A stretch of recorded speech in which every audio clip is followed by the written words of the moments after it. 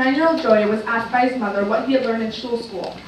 Well, Mom, our teacher told us how God sent Moses behind enemy lines on a rescue mission to lead the Israelites out of Egypt.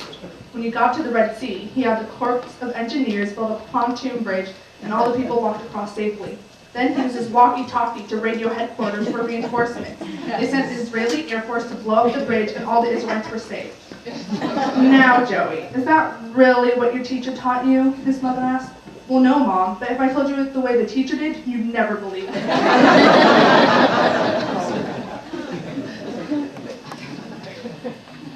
This week's Torah portion is Parshat Bo. In English, Bo means come, since the first phrase in the Torah portion is come to Pharaoh. Parshat Bo starts out with the plagues of locusts, darkness, and death of the firstborn, the last of the 3 of the 10 plagues that God sent to Egypt when Pharaoh would not let the Israelites go. After the death of the firstborn, Pharaoh reached his last straw and drives the Israelites out of Egypt. Then the first Passover is described and how you should celebrate it in years to come. That's the part I chanted. Finally, the Parsha ends with the importance of remembering the Exodus. In Parshat Bo, there are many interesting and complex ideas. One idea that has been discussed for many generations is in Exodus chapter 12, verses 35 and 36.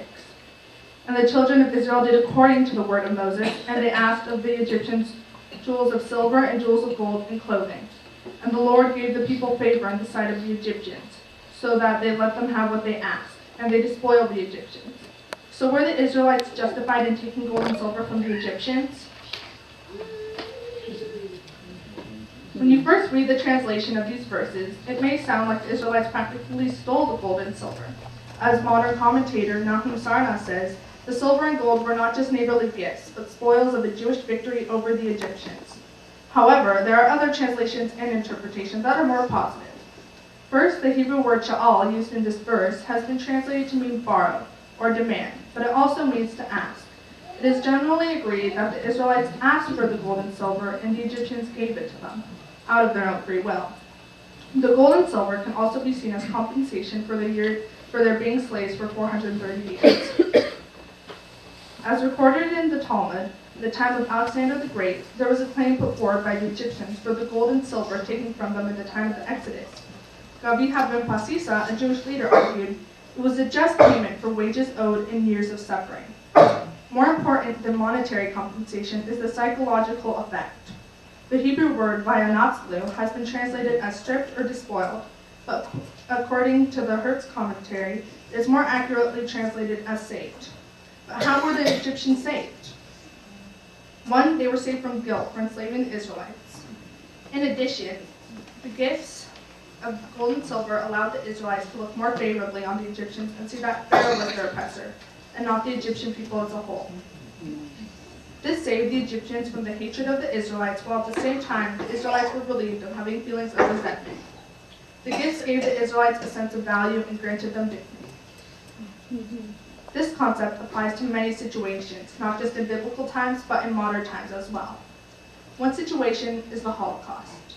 In 1951, Germany offered Israel reparations for the suffering of the Jews under the Nazi regime.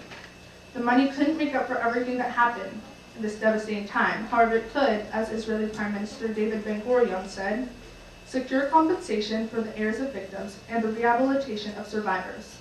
The Knesset voted 61-50 to accept reparations. Just as the Israelites were saved from hatred, hopefully so was the reparations from Germany and helped the Jews forgive. This weekend we mark the birthday of Dr. Martin Luther King Jr. It is interesting to see the similarities between the Exodus and the Civil Rights Movement, and Dr. King himself often compared the two. In 1865, when the African American slaves were freed, there were no reparations made. What followed was a century of African Americans being treated like second-class citizens, or worse. African Americans were subject to lynchings, murders, and other forms of abuse. Even though they were no longer slaves, they were far from free. The Civil Rights Movement, led by Martin Luther King Jr., was to put a stop to unfair treatment towards African Americans and other people of color. In his I Have a Dream speech, Martin Luther King Jr. makes a reference to the lack of reparations for African Americans. America has given the Negro people a bad check, which has come back marked insufficient funds. Even though they never got compensation for their years of enslavement, the civil rights movement helped them earn equality and regain dignity, just like the Israelites. All in all, the experience of the Israelites in the Exodus has taught me a lot about equality, reparations, compensation, and dignity. I hope you have learned something as well. For my Bat Mitzvah project, I have been knitting hats for cancer patients at the Unlow Cancer Center, and I have volunteered at the Butte Humane Society. The Butte Humane Society is an organization that helps unwanted or stray animals. For the past year, I have volunteered socializing cats. I also ask that in lieu of gifts, people donate to the Butte Humane Society, or Mazon.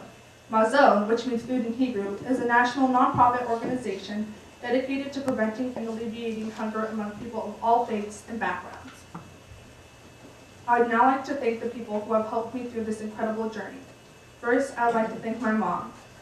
If it wasn't for you, I wouldn't even be up here now, and I am so thankful for everything you have done for me. Second, I would like to thank Abraham for being such a great tutor and helping me with everything. I know it isn't easy.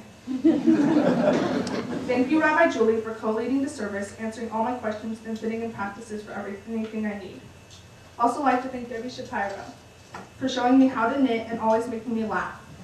My dad for being so understanding, and everyone that has helped with all the little details. I'd like to thank everyone that came from near and far. Thank you to anyone who donated to the Humane Society or Mazon in honor of my Bat Mitzvah, and also my shul school teachers and classmates, and anyone else who helped me along the way. I'd also like to thank Vic Rowan, who wasn't able to be here with us, but he's such an important person in our lives.